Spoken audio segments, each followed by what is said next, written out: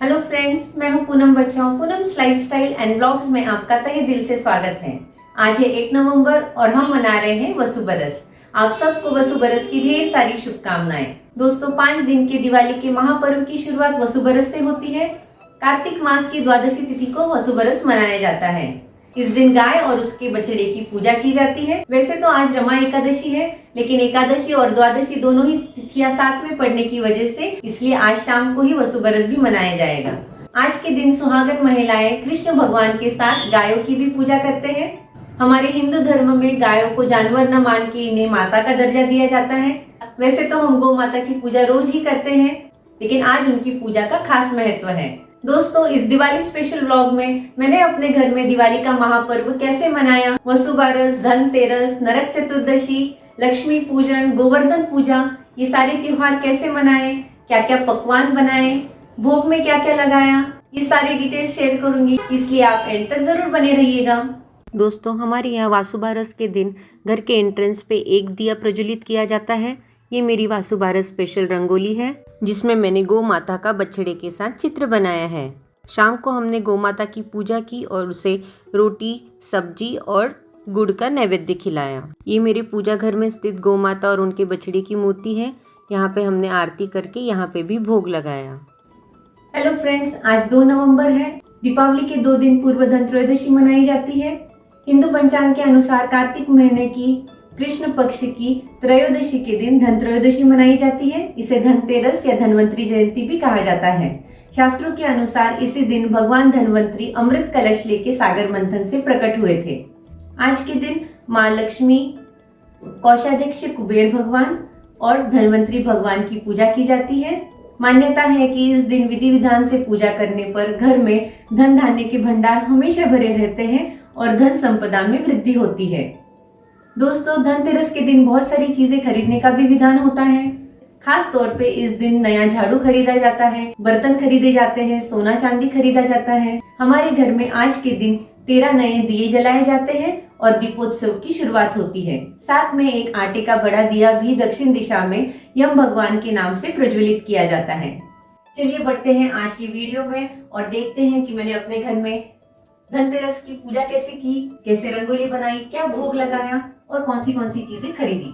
मैंने रात को ही मिट्टी के दिए पानी में भिगो दिए थे और शाम तक ये पूरी तरह से सूख जाएंगे। पानी में भिगोने से मिट्टी के दिए तेल कम सोखते हैं। धनतेरस की पूजा के लिए मैंने चौकी पर लाल वस्त्र बिछा दिया है। गणेश भगवान और धन्वंतरी भगवान के नाम की सुपारी रख दी है। कलश की स्थापना कर दी है और अब मैं कुबेर यंत्र बना रही हूँ। चावल के आटे के 9 खाते बनाकर उस पर कुबेर यंत्र के नंबर लिख दिए हैं और उस पर उसी अमाउंट के सिक्के भी रख दिए हैं। साथ ही में श्री यंत्र, कौडिया, गोमती चक्र और सिक्के भी रख दिए हैं। दोस्तों, भगवान धन्वंतरी भगवान विष्णु के ही अवतार है और उन्हें औषधि और चिकित्सा के भगवान के रूप में पूजा जाता है। धनतेरस के दिन साबुत धनिया भी खरीद के लाया जाता है और धन्वंतरी भगवान को धनिया और गुड़ का नैवेद्य दिया जाता है। साथ ही में जड़ी बूटियां भी अर्पित की जाती हैं। मैंने उन्हें सौंठ, तुलसी पत्र और कुछ खड़े मसाले अर्पित किए हैं। धनतेरस के दिन कुबेर भगवान को खीर का नैवेद्य दिया जाता है और माँ लक्ष्मी को बतासे का नैवेद्य अर्पित किया जाता है। ये मैंने तिल के तेल के 13 दिए प्रज्वलित कर लिए हैं। साथ ही में घर में जो जेवर है, सोना चांदी के सिक्के हैं, उनकी भी पूजा की है। घर के एंट्रेंस पे दक्षिण मुखी आटे का दिया मैंने प्रज्वलित किया है यम भगवान के नाम का, और ये मेरी धनतेरस स्पेशल रंगोली है। इसमें मैंने सिक्कों से भरा कलश और दिए बनाए हैं। दोस्तों, धनतेरस के दिन धन के साथ साथ धान्य की भी पूजा की जाती है। आप देख सकते हैं यहाँ पे मैंने छोटे से कलश में धान्य रखे हैं। 5 या 7 तरह के धान्य रखे जाते हैं। साथ ही में आज के दिन महालक्ष्मी अष्टक, विष्णु सहस्रनाम का जाप किया जाता है और धन्वंतरी स्तोत्र का भी पठन किया जाता है। धनतेरस के दूसरे दिन यानी छोटी दीपावली के दिन हमने कुछ फ्रेंड्स के साथ दीपावली का सेलिब्रेशन किया। हेलो फ्रेंड्स, आज 4 नवंबर है, तिथि अमावस्या है और हम सब दिवाली मना रहे हैं। आप सबको दीपावली की ढेर सारी शुभकामनाएं। दोस्तों, हर साल कार्तिक अमावस्या के दिन दीपावली मनाई जाती है। खास तौर पे इस दिन लक्ष्मी पूजन का अधिक महत्व होता है। शास्त्रों के अनुसार इसी दिन माँ लक्ष्मी जी सागर मंथन द्वारा प्रकट हुई थी और ऐसी मान्यता है कि इस दिन माँ लक्ष्मी जी धरती पर वितरण करती है और जो घर उन्हें साफ सुथरा और प्रकाशमय दिखता है उस घर में वो निवास करती है। इसीलिए हमारे यहाँ दीपावली के पूर्व घरों को साफ सुथरा किया जाता है, दियों से उसे सजाया जाता है, प्रकाशमय करके माँ लक्ष्मी जी का स्वागत किया जाता है। दोस्तों, प्रदोष काल में की गई हुई लक्ष्मी पूजन अधिक लाभदायक मानी गई है।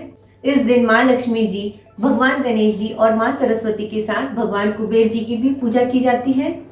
ऐसी मान्यता है कि इस दिन अगर सच्चे मनोभाव से कोई माँ लक्ष्मी जी की पूजा करता है, उनकी आराधना करता है, तो उनके घर में सुख शांति और समृद्धि हमेशा बनी रहती है। आज मैंने अपने घर में लक्ष्मी जी और कुबेर जी की स्थापना कैसे की, मैंने लक्ष्मी पूजन कैसे किया, घरों को दियों से कैसे सजाया, एंट्रेंस पे रंगोली कैसे बनाई, भोग में क्या क्या बनाया, ये सारी चीजें आपके साथ शेयर करूंगी।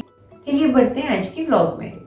दोस्तों, लक्ष्मी पूजन के पूर्व हम प्रदोष काल में लक्ष्मी जी के ऐसे पद चिन्ह बनाते हैं घर के एंट्रेंस से लेके पूजा घर तक, जिसका ये संकेत है कि लक्ष्मी जी हमारे घर में प्रवेश कर रही हैं।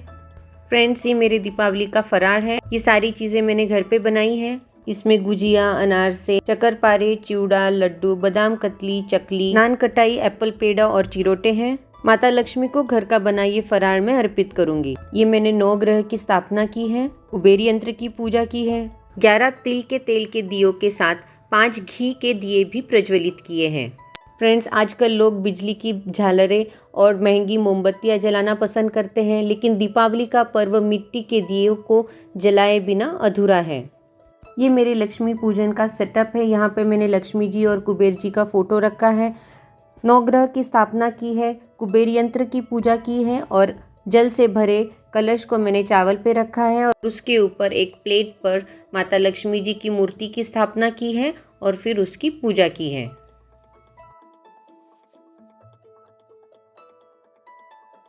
ये पान के पत्ते पर मैंने सुपारी रूपी गणेश जी स्थापित किए हैं, गौ माता की पूजा की है।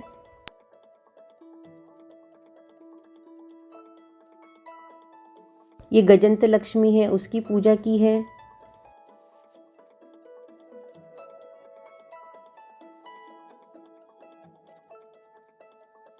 यहाँ लक्ष्मी जी को श्रीफल और सौभाग्य अलंकार अर्पित किया है।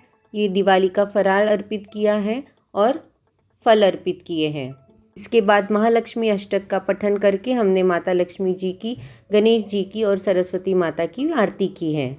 आम के पत्ते और गेंदे के फूल से इस तरह से मैंने ये एंट्रेंस को डेकोरेट किया है और ये मेरी दिवाली स्पेशल रंगोली है।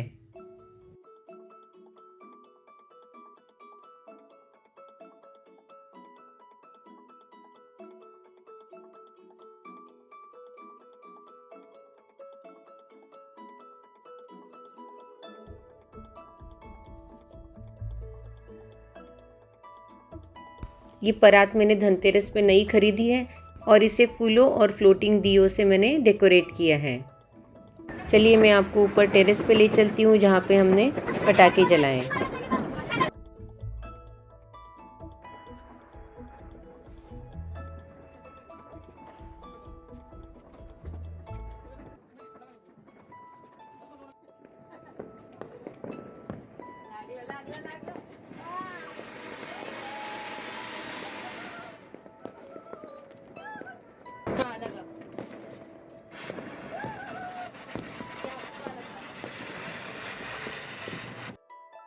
हर साल की तरह हमने विशिंग लैंटर्न भी छोड़ा है।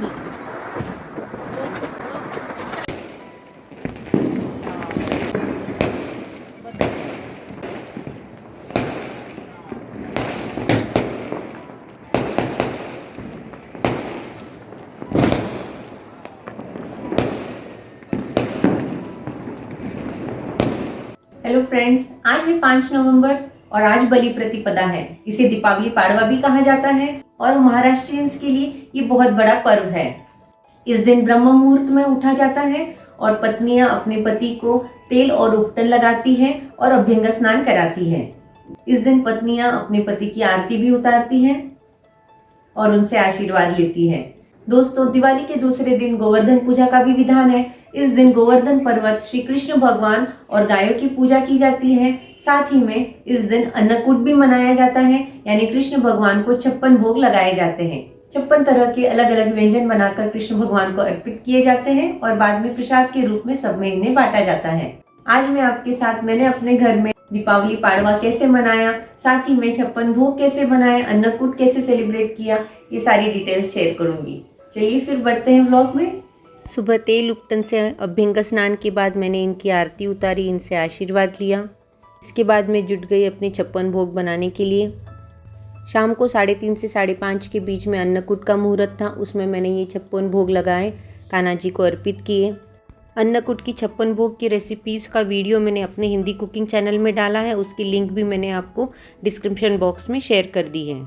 फ्रेंड्स, ऐसी मान्यता है कि माँ यशोदा कृष्ण भगवान को एक दिन में 8 बार भोजन कराती थी। जब इंद्र के प्रकोप से ब्रिजवासियों को बचाने के लिए भगवान श्री कृष्ण ने अपनी छोटी उंगली पर गोवर्धन पर्वत को उठाया, तब 7 दिन तक उन्होंने अन्न ग्रहण नहीं किया।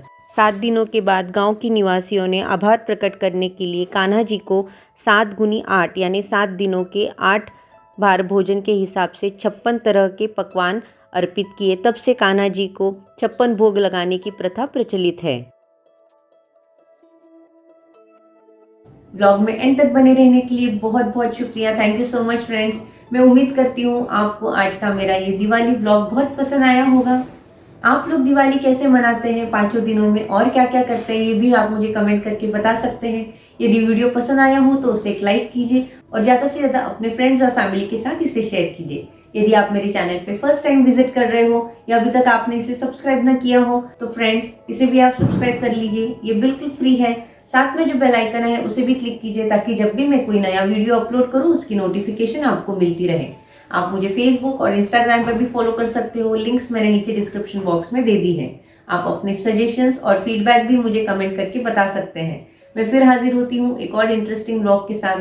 तब तक के लिए आप अपना ख्याल रखिए, स्वस्थ रहिए, सुरक्षित रहिए, खुश रहिए।